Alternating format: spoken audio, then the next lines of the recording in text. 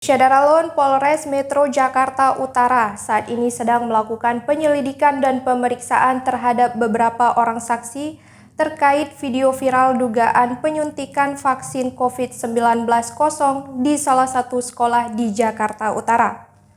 Satu di antaranya yang mendapat panggilan dari kepolisian setempat ialah Kepala Puskesmas Kecamatan Penjaringan, Jakarta Utara.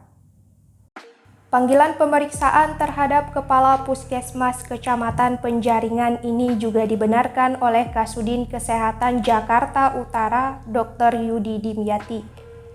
Meskipun Yudi memastikan kasus dugaan penyuntikan vaksin kosong di sekolah yang sedang ramai diperbincangkan saat ini bukan dilakukan oleh pihak pemerintah, melainkan tenaga kesehatan dari pihak swasta. Sebab disebutkan Yudi bahwa pihak penyelenggara tidak bekerja sama dengan tenaga kesehatan baik dari puskesmas maupun rumah sakit umum daerah setempat untuk melakukan vaksinasi.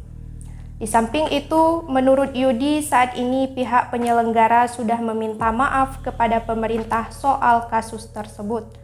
Menyusul permintaan maaf, penyelenggara vaksinasi juga menyerahkan permasalahan tersebut kepada pihak kepolisian.